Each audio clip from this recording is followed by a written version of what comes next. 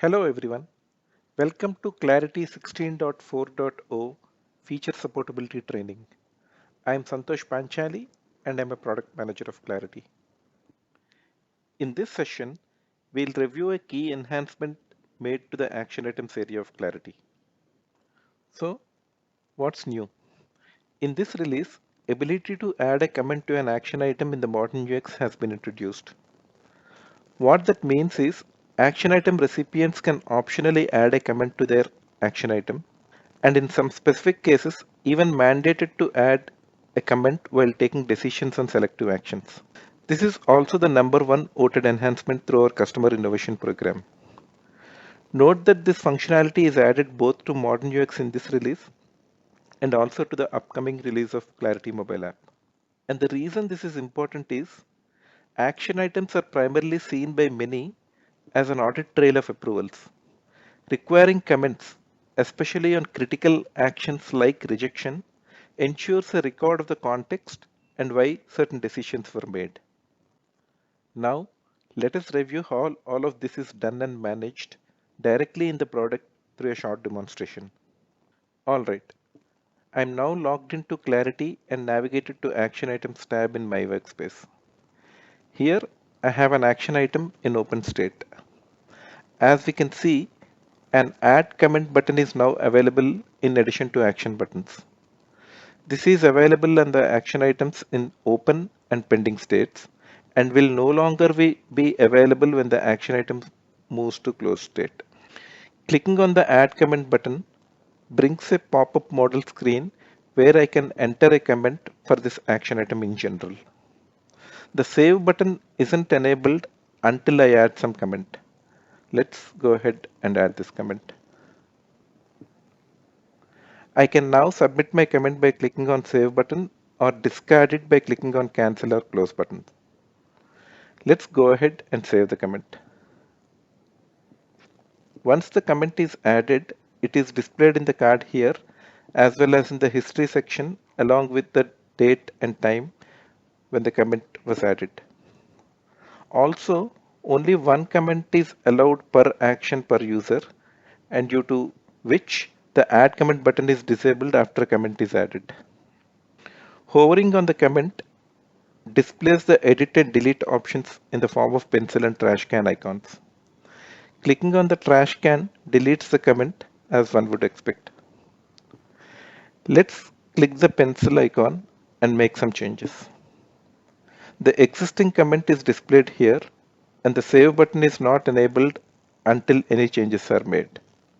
Let's enter a more detailed comment like this one and save. As we can see, the updated comment is displayed here. For longer comments like this, only the first three lines are displayed with a more button at the end. Clicking on more will display the entire comment with a less button, clicking on which brings it back to displaying the first three lines of the comment. Comments on action items entered in modern UX can be viewed and managed from classic action items as notes. We can edit it from here and it gets reflected in the modern UX and vice versa. Okay, moving on. As I mentioned earlier, there is also a way to mandate comments by action item recipients on certain actions or decisions. There are two ways how this can be done. One, from the action item administration in modern UX while configuring the action item. For example, this action item. And on step 3 of 3 in the decisions and actions section where we configure the outcomes of different possible actions, like here. For example, while approve action may not need additional comments, these actions like resubmit and reject may need further comments for the decision and hence these require comment have been checked for these. Secondly, in the classic process administration, a manual action under a process step can now designate selective actions to require a comment by the action item recipients when it reaches them when the process is triggered.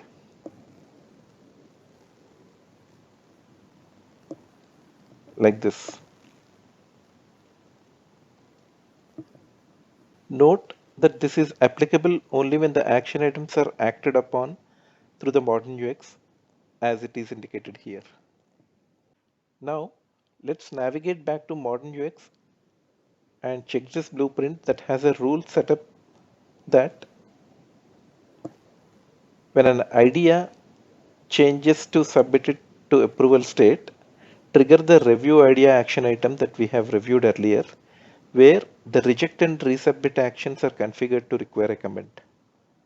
Now, let's check how these are mandated. I am logged in as one of the action item recipients, Erin.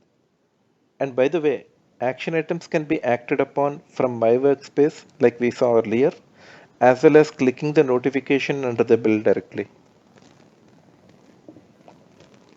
Let me check this notification.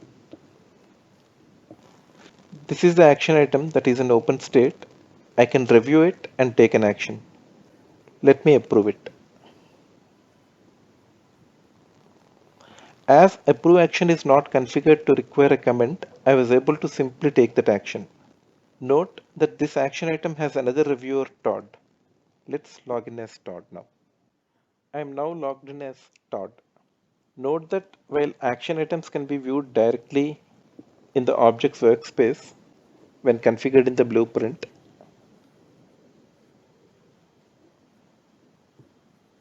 like this, actions cannot be taken from here, but only from the notifications like we saw earlier for Erin or from my workspace. Let's navigate to my workspace.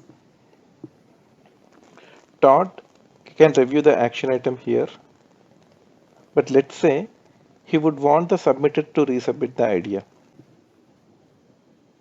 When he takes that action, we can see that it did not simply submit that action, but prompted for adding a comment with a required asterisk mark. Unless Todd provides a comment, he cannot proceed with that action. So let's add a comment, which enables the save button, and let's click the save. The action is submitted now, and the comment can be seen from the history of actions of the action item that now moved to closed state as it needs a resubmission here. Note that comments added as mandatory comments cannot be deleted. This way, it is now possible to add optional comments as well as mandatory comments on action items in the modern UX. Now, let's switch gears and look at the action items updates made to version 3.3.2 of the Clarity by Broadcom mobile app. Here, I am logged into the app and navigated to the action items module. I can see that there are two items in open state. Let's check them and open this particular action item. As we can see, there is now an add comment button that allows me to add an optional comment on this action item. Let's tap it. It brings up a screen where we can add a comment. The save button is not enabled until a comment is provided. Let's add one. Tapping on the back at this point will let you discard the comment and it won't be saved. Let's actually choose to save the comment.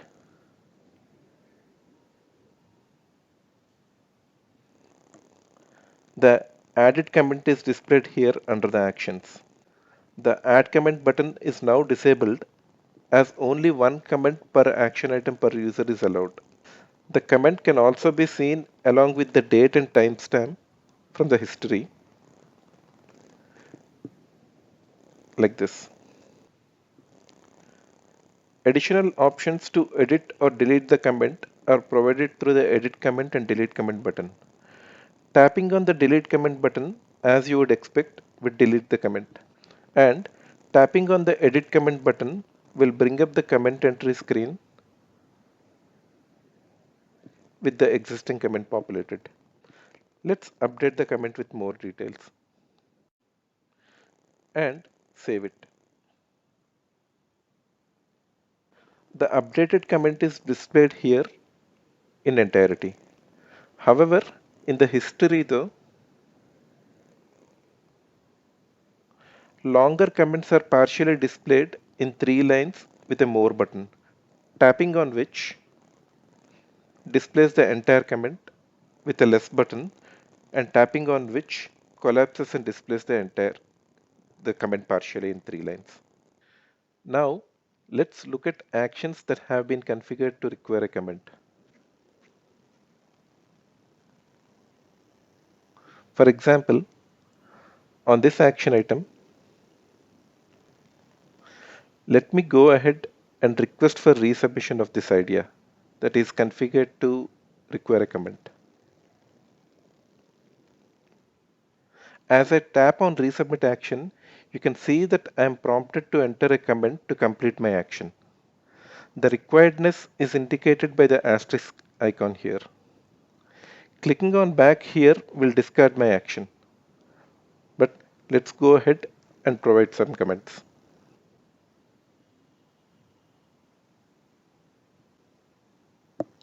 Once I do that, it records my action, and the action and comments can be seen from the history. Comments added on action that require comments cannot be deleted.